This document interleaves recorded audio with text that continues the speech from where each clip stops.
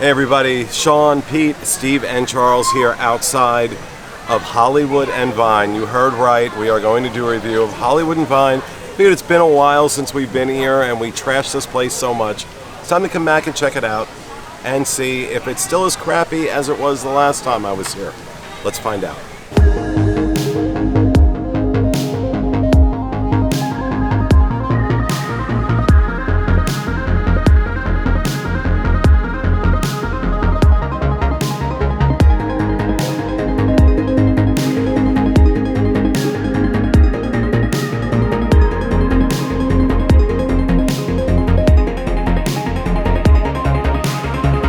So we have had our dinner at Hollywood and Vine. The theme, because of when we're recording this, was Halloween.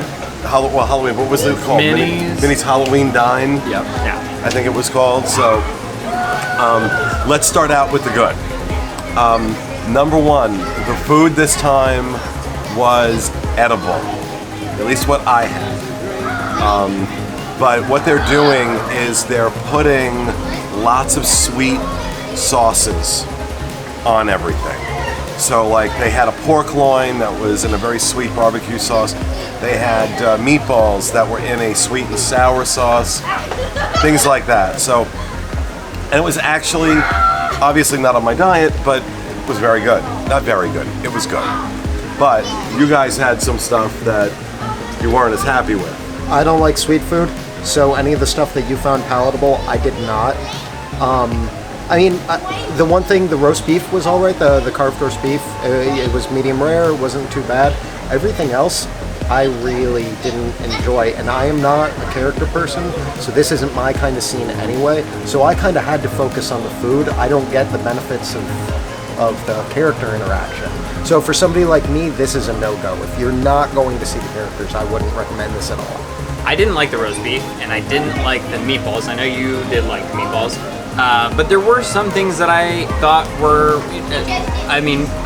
beyond edible, just that I liked. I liked of course I like the mac and cheese, you know me, but I think it was actually particularly good mac and cheese. I liked the salmon, I thought was good, and so I think if you pick and choose the right things, you can enjoy a meal with your family here. It's not certainly at the top of the charts. Nothing gourmet going on here. Yeah, there are better character meals. I think there's a lot better choices at Hollywood Studios, but I don't think the impression that I got from this place from past reviews that other people have done was that it was like completely horrible. I think it was like slightly above completely horrible. Okay, what about you, Sean? I didn't think it was bad. I 100% agree with Charles, regardless of me thinking the food was pretty good. If you're not here for characters, don't come. Like, that's really it. It is not worth it. If they got rid of the characters, like, shut the place down. But because it's not, and the food wasn't bad, but if I were coming here, it's only for characters. It could be so much better, but the characters. The cast members in general, the characters in particular, were amazing. And not just with us. I mean, they interacted with us as a table of adults, of adult men, but then I was watching right across from us was a table with a toddler. And watching the characters get down on the ground and just, like their whole, because, they have to communicate in movements. Their movements stop being so animated and very calm to not scare the kids. I just watch how gentle and soft they got. It was really, really cool. Their interaction was amazing. Some of the best character experiences I've had in a long, long time. Plus the Halloween theme and everything. Still, we're talking $52 a person for dinner for adults. $35, we believe it is. For $39 for children. Ages 3 to 9. That's a big bill. That's a big bill. My perspective of how I was looking at it, because of being a travel agent with dreams, I more so looked at it as, is this worth a dining credit, is a bigger issue, and that's a big question I get a lot of the time.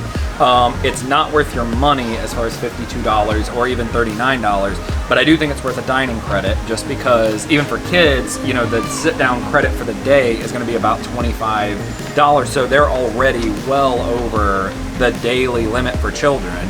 and or the to get your money's worth, quote unquote. For adults, that's $52, and that's well over halfway to your goal to like It's about make your money's 3/4 worth of the way. Yeah, so you're almost done entirely. If you are paying out of pocket, I'd go next door to 50's Prime Time. So because I think that's the best use for your money, and as far as savings and good food in Hollywood studios. But if you have kids and you're like, we're doing studios and we want to meet some characters, this is the right place to go. And like I said, the last time I was here, inedible. The food was inedible. It was so terrible. So this is a big improvement from that. Is this someplace I'm going to go out of my way to come back to? Not in a million years. But if I'm here with family and the kids are here, absolutely I would do this with the kids. I really made a point of going into this with that perspective in mind, because that's the feedback we get from a lot of people, is that, yeah, we understand, but our kids love it, and that's why we're doing it. And of course, I've said you should not have to trade off good food for a good experience for your kids. You should get them both, especially at $50+ a person. But this is definitely, they've made improvements. Like everybody said, this by no means is this any kind of gourmet experience, and you'll get better food next door at Mama Melrose. Or 50's Prime Time, or Mama Melrose for that matter. Melrose was good. So there are better places to eat. But in terms of character experiences, this was pretty cool. It was pretty cool. So, all right, Steve, scale of 1 to 10. Ooh, I was expecting it to be like a 3 out of 10, and I'll give it a 4.5. Okay, Charles? I'll go around 6.5, even though I thought the food was terrible, and I didn't have it before, so there's no improvement label for me. The character interaction, they gave a lot of time. They were really great. So if you were coming for those purposes, I could easily see that's a huge draw. So instead of the 3 that I'd like to give it, it's 6.5, 7. Okay.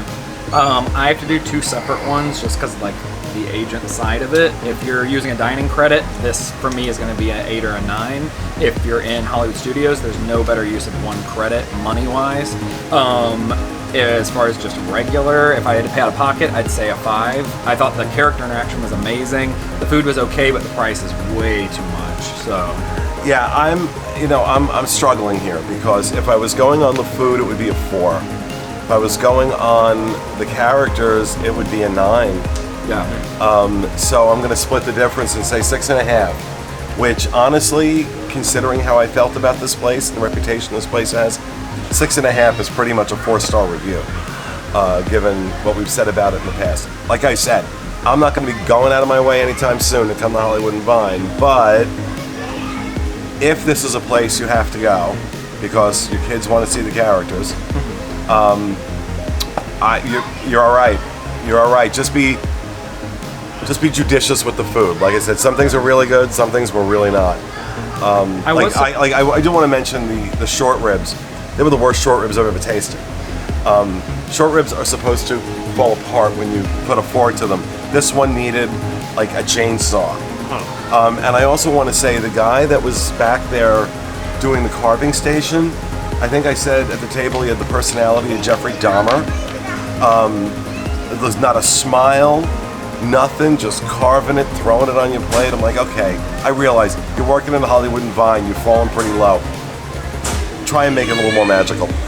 I will say I did like the attempts at the kinds of food. They didn't put out cheap food, quote unquote, per se. Yeah, they did. Compared to some other places, because they did have like all you can eat peel and eat shrimp. They had mussels. They had right. Well, I don't eat seafood. Right. So. They did have mussels. They had lobster mac and cheese, because they very easily could have just thrown regular mac and cheese up there, the most basic of whatever on the thing, and they really did at least attempt to do like salmon and a couple other things that would have been more expensive. Whenever any place covers their food with that much sauce, they're hiding something. They're hiding the fact that the quality of the food isn't that good. But then again, you know what? It's a character meal. There are better character meals on property, but I will say the cast members, not just with us, we watched it with multiple tables. The interaction was absolutely first rate. Some of the best I've seen. That's where most of my 4.5 points come from. Yeah, you're really harsh. I'm giving it a 6.5. Yeah, well, I mean, it's really, if it weren't for the characters and the cast members, it would probably be a 2.5 or 3. So. Nah, that's a little low. I mean, the food's not enough to get you to come, and that's so you can't Yeah, give the But you can't that's give what the they food have. points if they won't come for and the food. I know so. I know they're watching. So that's my suggestion. You've made improvements with the food. Yeah. Keep it going. Yeah. Keep it going. You know, even if you have to charge another $5 or $6 a head to really bring that quality up. Your food is your weak spot, and you're a restaurant, so that's not saying a lot. So that's really, if I had to say to this restaurant, you're on the right track. Up your game. All right, that's going to do it for our review of Minnie's Halloween Dine at Hollywood and Vine. Hope you enjoyed it, and we'll see you again next week with another episode of the Disney Dining Show. Have a great week, everybody.